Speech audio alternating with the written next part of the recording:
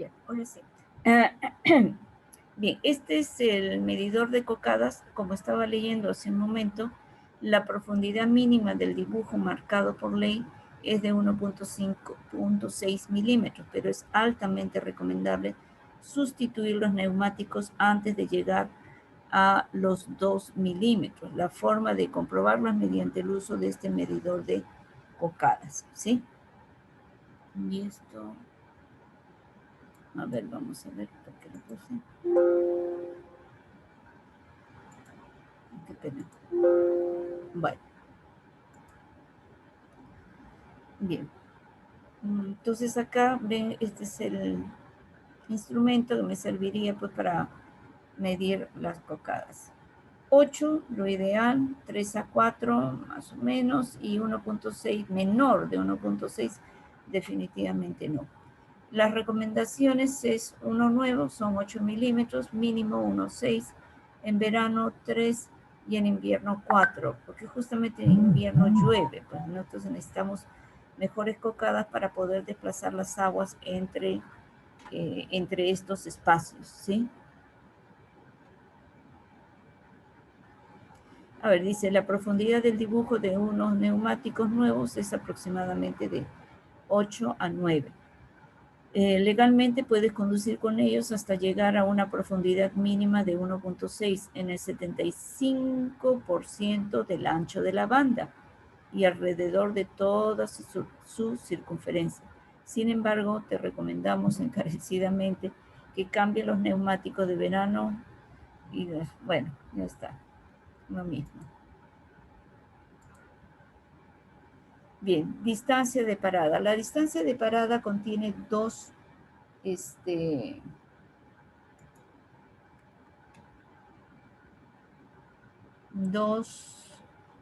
factores. Cuando uno percibe el problema, ¿sí?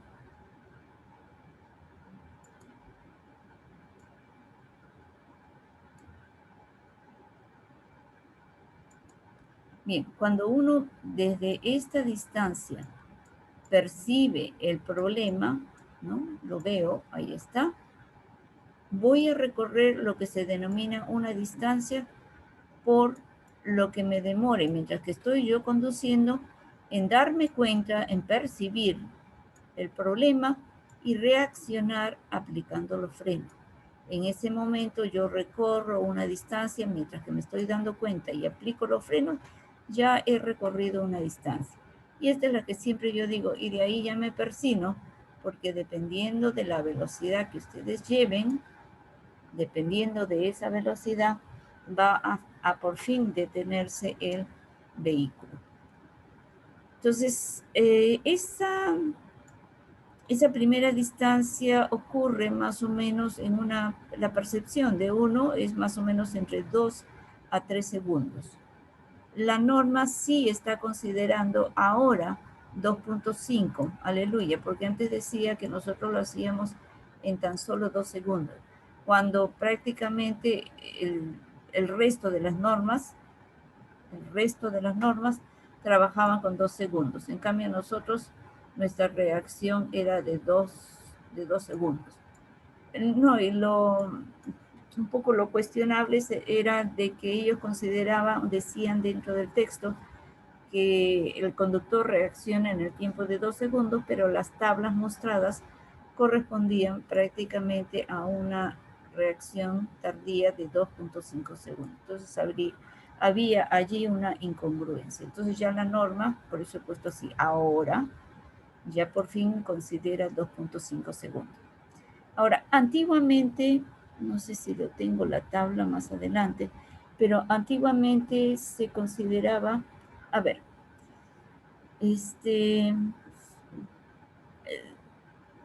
imagínense una situación de riesgo como la que ustedes están viendo acá, pero imagínense que uno viaja a 30 kilómetros por hora y otro está viajando de repente a 100 kilómetros por hora. ¿Quién le va a tomar más tiempo en reaccionar? ¿Al que viaja a la velocidad de 30 o al que viaja a la velocidad de 100?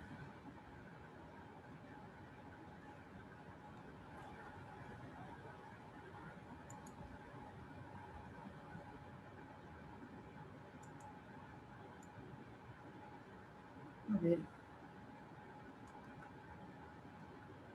Ángel, Akira, ¿qué opinas, por ejemplo? Ángel. Ingeniera, ¿cómo dijo? ¿A quién le toma, Sí, ¿a quién le toma más a tiempo? quién le toma más tiempo? ¿Aquel que está viajando a 30 kilómetros por hora o aquel que esté viajando a 100 kilómetros por hora y ve algo a su distancia? ¿Quién reacciona más rápido? Ah, el de 30 kilómetros por hora. No, porque si tú viajas lento, viajas como confiado. En cambio, el que está viajando a 100 kilómetros por hora, Claro, una mosca ante cualquier cosa que pueda estar. Pero acá hay un detalle. Todas las normas, ¡ay, Dios santo!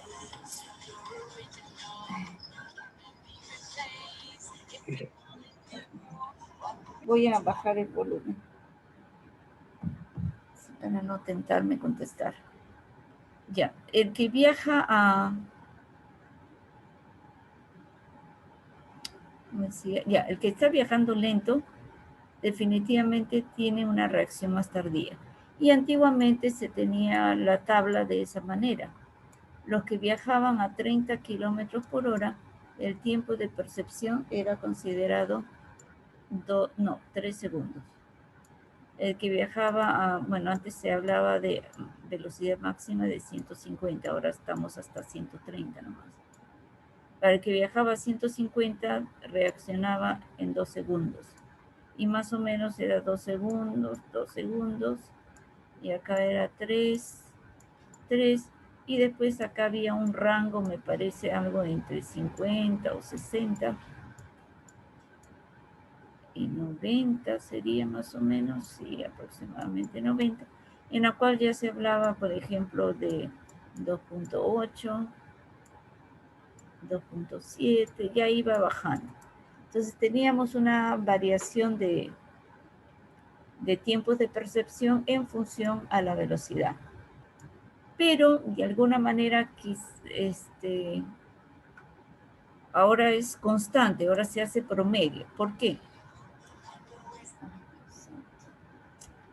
Nadie se les ha ocurrido llamarme tu teléfono.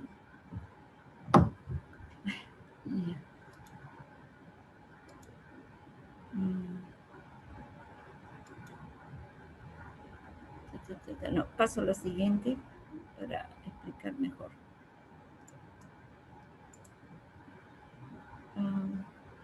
Un ratito lo paso, un ratito lo paso, un ratito lo paso. Acá. Entonces, ¿por qué ahora se considera simplemente 2.5 para cualquier velocidad? Ya sea que estés viajando a 30 kilómetros o que estés viajando a 100 kilómetros por hora.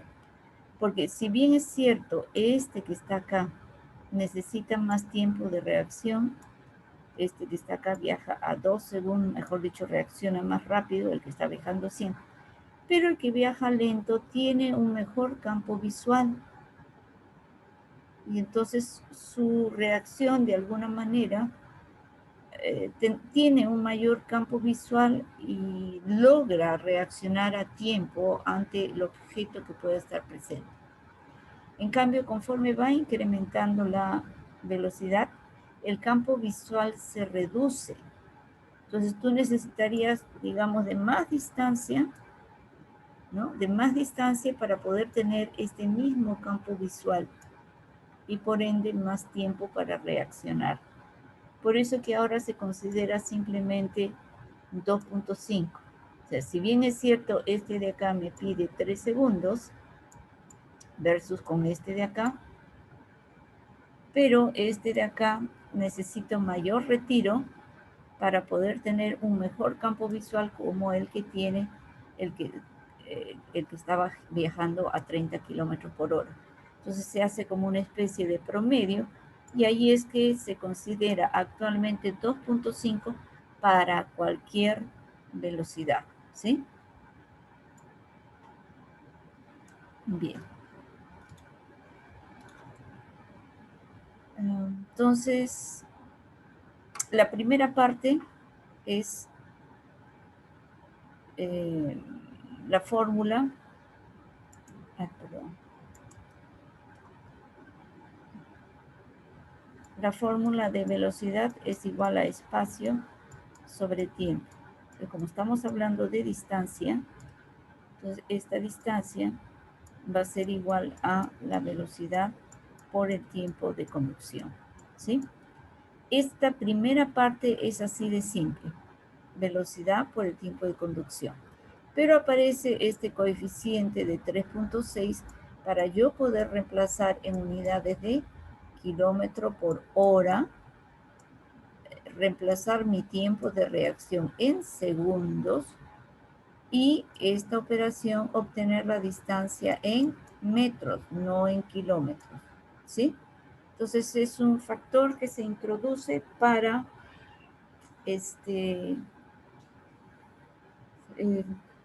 para que el resultado me dé la distancia en metros, a pesar de que yo estoy colocando mi velocidad en kilómetros por hora y estoy considerando un tiempo de reacción de 2.5 segundos, ¿sí?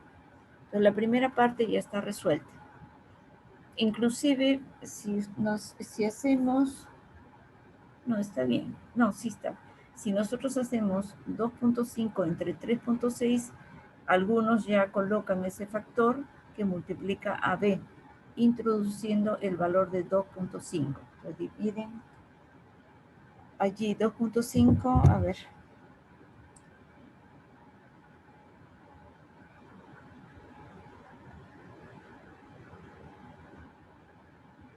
$2.5 entre 3.6. Y tenemos 0,69, ¿sí? 69 como coeficiente que multiplicaría a la velocidad. Bien. Ahora, la parte de acción de los frenados es la energía cinética, masa por velocidad al cuadrado, que es un esfuerzo, un trabajo, por tanto es fuerza por distancia, es un trabajo. Y la fuerza vendría a ser el peso del vehículo, o sea, la normal, por este coeficiente de fricción en el sentido longitudinal, donde si reemplazamos el valor del peso, acá tendríamos masa por gravedad, despejamos el valor de la distancia, que es lo que a mí me interesa por la acción de frenado. Entonces masa con masa se me va y me quedaría velocidad al cuadrado sobre 2 y el valor de la gravedad pasa a dividir conjuntamente con el coeficiente de fricción. Entonces esa sería la distancia de 2, ¿sí?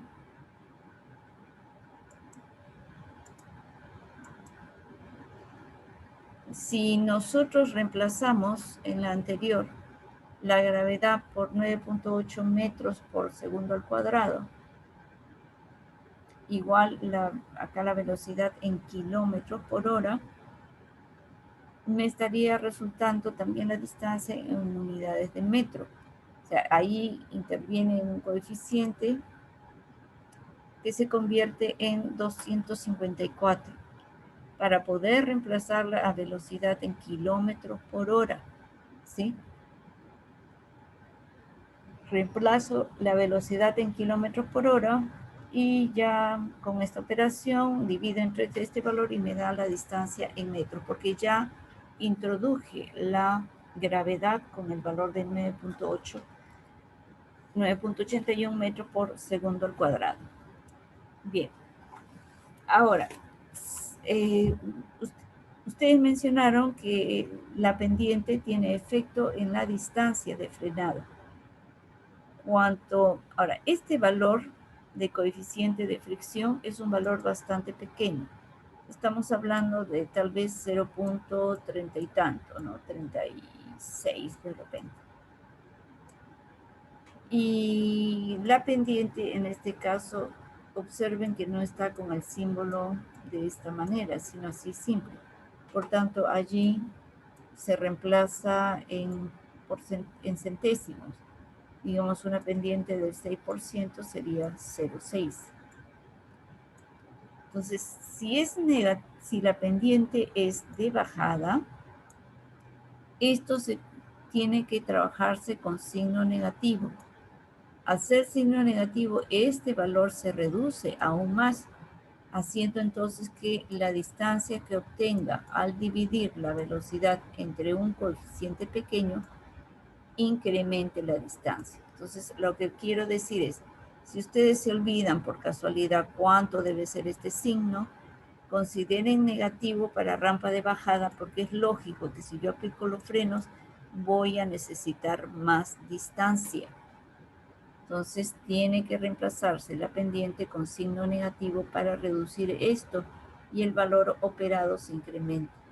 Cuando la pendiente es de subida, se reemplaza de esta manera, el coeficiente se incrementa y el resultado de distancia de frenado baja. ¿Sí? ¿Hasta ahí estamos?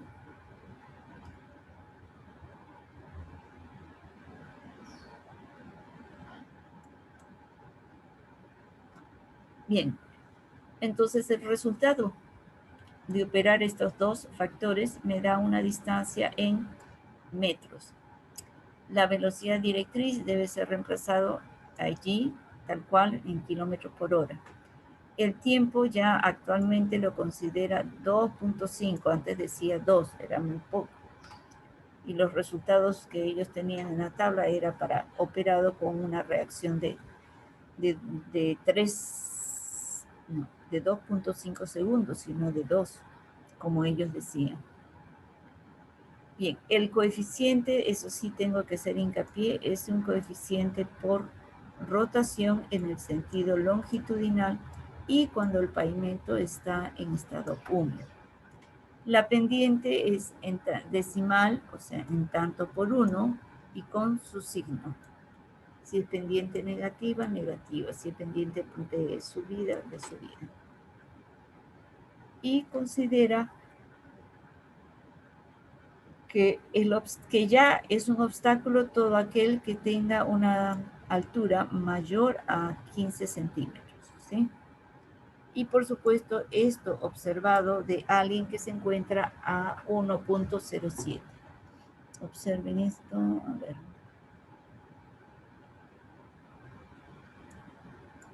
Alguien que está sentado aquí.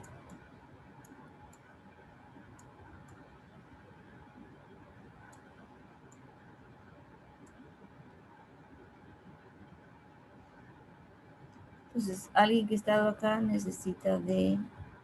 se considera que está a una altura de 1.07 con respecto al piso de la superficie de rodadura, ¿sí?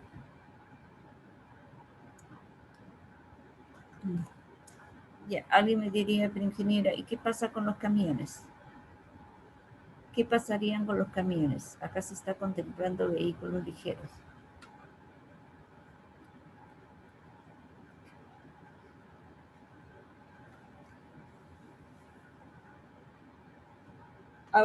¿Habría problema con los camiones?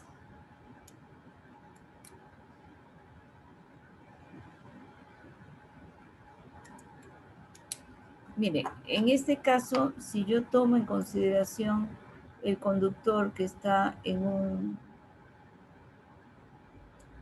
semi-trailer,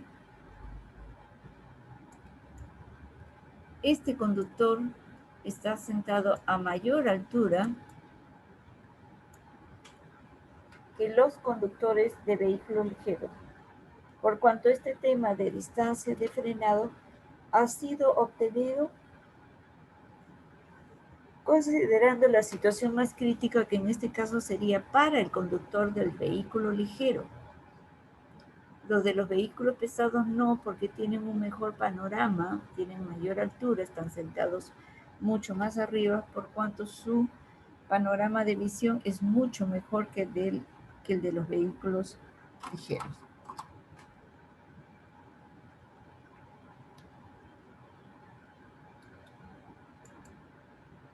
Bien.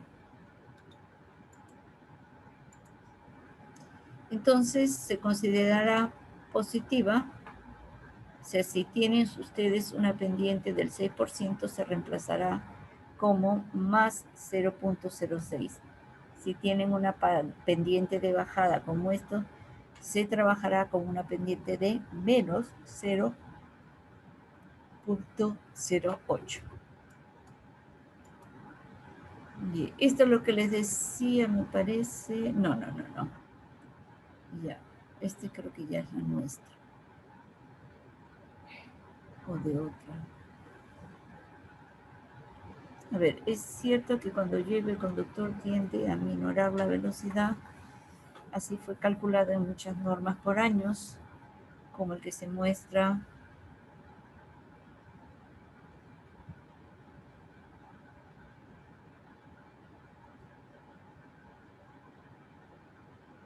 en la tabla. Nuestra norma considera que debe reemplazarse, ojo, la velocidad de diseño y no la de marcha.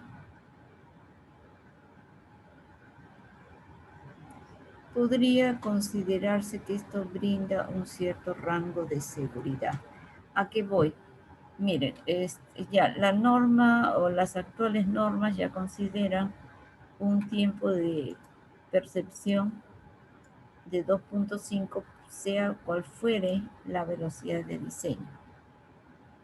Si el coeficiente de fricción es un valor pequeño, que conforme se va incrementando la velocidad de diseño, el coeficiente de fricción se reduce. Eso sí es lógico también, ¿no? Cuando ustedes incrementan, si se han quedado atascados en la carretera,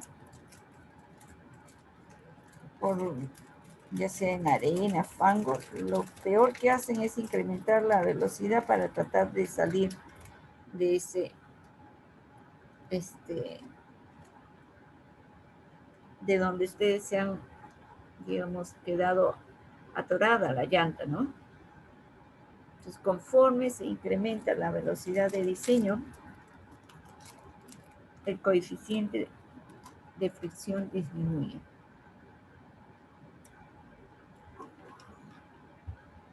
La velocidad de marcha, digamos. Entonces, a lo que yo iba acá es que antiguamente también las normas, si esta era mi velocidad de diseño, colocaban en la fórmula la velocidad de marcha. ¿Por qué? Porque cuando comienza a llover ya ustedes no viajan a esta velocidad, aminoran la marcha. Y tendrían que trabajar con esta velocidad, ¿sí? Pero nuestra norma dice que se debe reemplazar,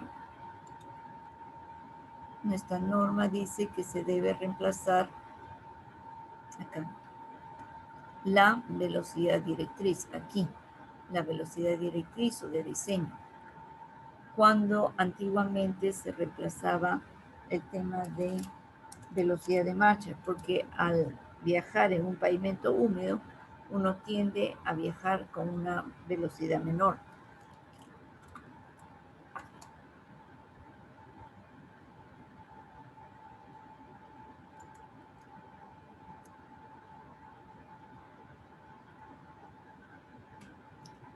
Antiguamente Señora, también, sí, escucho.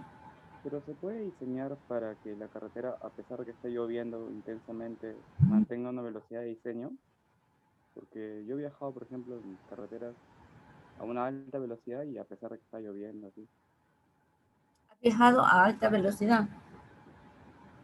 pues, bueno, 90 así por ahí, 80, ¿no? Wow. Claro, la norma antes se trabajaba, como repito, con velocidad de marcha, pero nuestra norma, según la fórmula, debemos reemplazar simplemente la velocidad de diseño.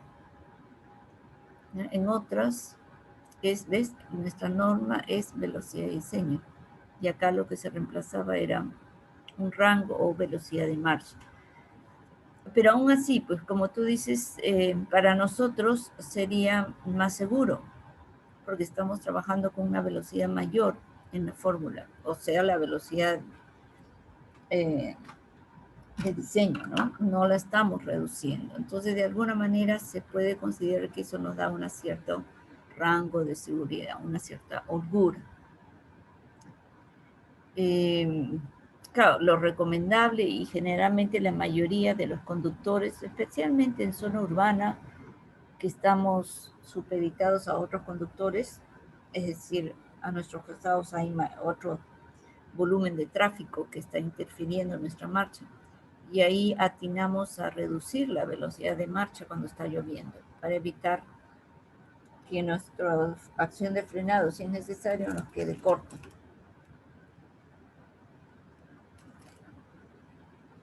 Bien. Antes se trabajaba con coeficiente de fricción. Mira, con este coeficiente de fricción, y se obtenía más o menos estas distancias de parada. 57, 65, 85, más o menos, ahí está.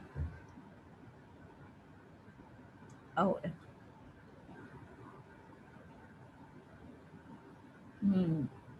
Entonces acá lo que está mostrando es reemplazando la reacción de 2.5 con una velocidad más o menos, bueno, acá sí es 30-30, para 40 es 40, pero conforme ya vas incrementando la velocidad, tienden de alguna manera a viajar con un poquito menos de velocidad, aunque algunos, ahí está, toman el top. Pero lo cierto está que cuando reemplazan en esta fórmula, se obtiene una distancia por tiempo de percepción y reacción y otra distancia por la acción de frenado, por la aplicación de esto que está acá. Y dando como resultado la suma de estas dos columnas, ¿sí? Esta de acá, esta distancia, más esta otra. Bien. Esto era antes y esto es lo que se hace actualmente. Entonces, ese tiempo que yo les decía, 2.5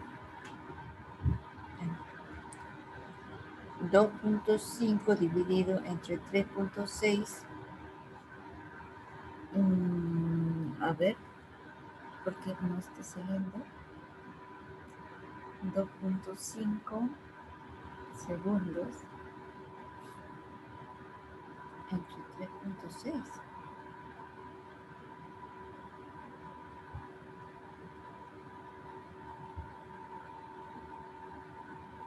Qué raro. Ah, no, perdón. En este caso está colocando, yo estoy introduciendo el tiempo de percepción, pero acá está el tiempo, no lo ha colocado, es simplemente 1 sobre 3.6, eso me da 0.28, ¿sí? 0.278. Eso es lo que tienen ustedes ahí en la expresión. Ahora, actualmente ya no considera con esta lógica que yo les he presentado, sino que ahora se ha obtenido con una velocidad de desaceleración de 3.4 metros por segundo. Entonces, este valor de A es 3.54. Y de esa manera se obtiene esta tabla que está acá, ¿sí? Reemplazando, me quedan 10 minutos a ver si lo termino. Reemplazando la aceleración, que es 3.4 metros por segundo cuadrado, acá el tiempo de 2.5 y para diferentes velocidades. De esa manera obtiene la tabla esta de acá.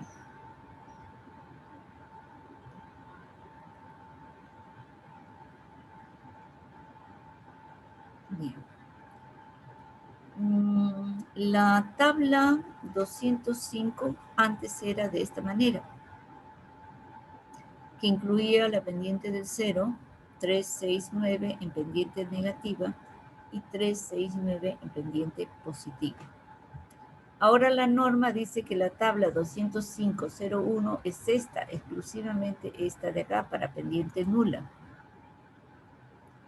Y esta que está acá pasa a ser la tabla 205-A.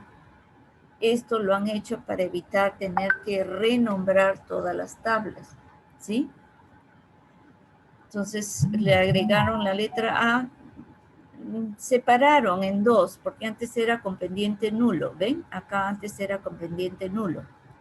Pero ahora han quitado esto, han creado una tabla, la 200.05.1, exclusivamente para esta distancia de parada para pendiente nula. Y luego la otra que restaba,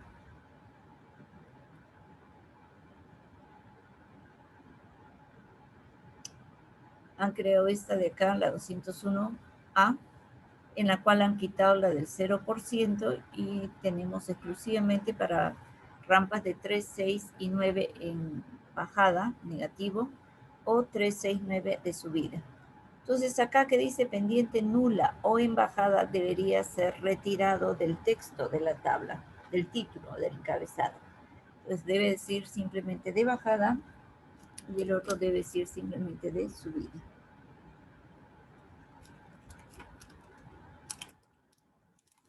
Bien. Lo que sí la norma dice que ustedes pueden utilizar la figura 205, esta de acá. La 205 tiene una parte gráfica y una parte de uso de la tabla. Yo puedo entrar con la velocidad y con la distancia parada, chocar la curva para la velocidad de diseño y obtener la distancia parada, pero es más fácil trabajar con la parte inferior de la figura, la cual se muestra acá un poquito más amplificada. Pero se recomienda que utilicen ambos, es decir, esta de acá y esta de acá, y considerar la que produce mayor valor de distancia parada. Solo para cuando se llega a 130, 140, 110, como si estuviese, a ver, perdón.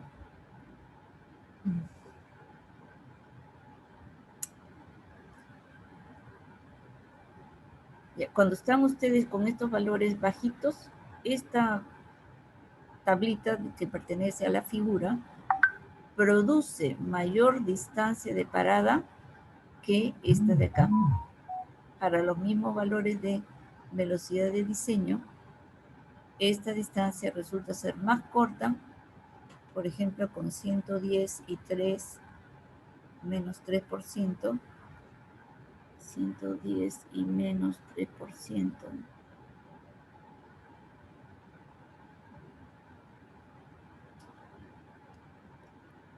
225.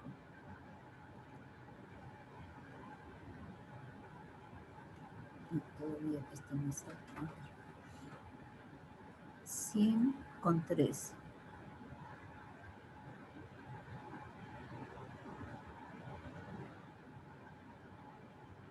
Acá me pide 186. Y acá me está todavía pidiendo más. A ver, 120. 120.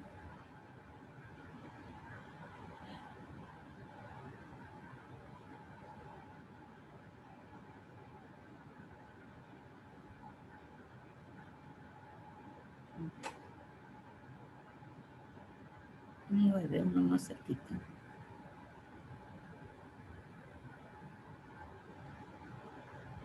A ver, más fácil.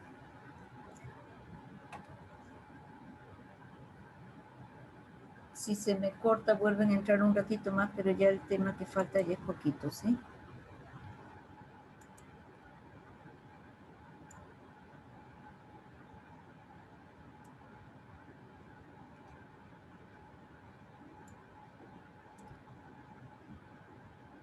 Para 120, 130 y con pendiente de 120 con pendiente de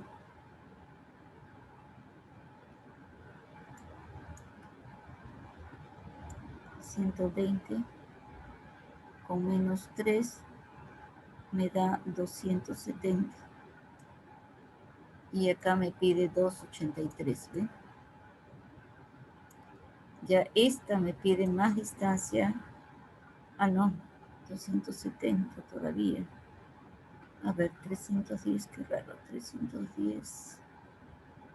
Acá sí es, pero es bien poquito, ¿ven? 320 para 130 y acá me pide 310. Esta es más corta. Entonces solamente para estas de acá y de repente con 9. Con 9, 120, este me pide 330. Y este ves con, a ver, 330 con 9. Y acá me está pidiendo 304. ¿Eh? Esta es más corta que lo que me pide acá.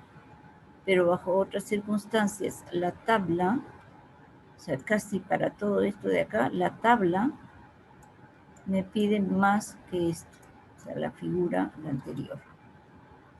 ¿Eh? Entonces, la recomendación es que ustedes trabajen con las dos y consideren la que bota mayor valor. Cuando estamos trabajando para distancia de sobrepaso, la cosa se invierte, ¿sí? Un ratito ya se me va a cortar, caramba. Bien.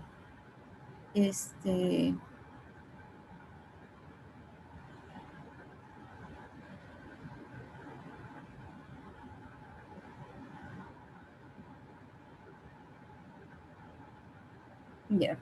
La norma debería uno trabajar hasta acá nomás porque ya no existe para 140 y 150. Después tenemos acá la maniobra de sobrepaso, que es únicamente para carreteras de 2 carriles con tránsito en 2 direcciones. Es la mínima que disponible a fin de facultar al conductor sobrepasar lo que les decía, un vehículo que está viajando a 15 kilómetros por debajo de la de diseño, sin alterar la conducción de un tercer vehículo que viaja más bien en sentido contrario. Esto lo que ustedes están viendo son más bien bermas, que no son carriles de circulación. Entonces, más o menos este es el esquema de la... Ha variado con el tiempo. Esta es la última versión.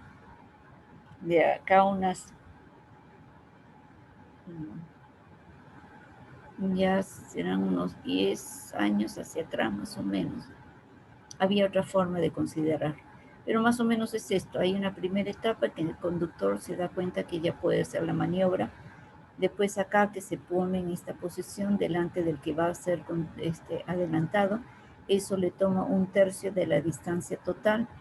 ¿Cuál es la distancia total? Hasta que este señor lo sobrepase y vuelva a incorporarse. Este conductor, o sea, digamos que en un momento dado está en esta posición, retorna y debe guardar una distancia prudente con el que lo ha adelantado. O sea, mejor dicho, ahí está. A la hora que retorna, debe guardar una cierta distancia prudente con respecto a que toma una nueva posición en el tiempo que él hace la maniobra. Y por otro lado, hay una distancia de 3 que deben más o menos conservar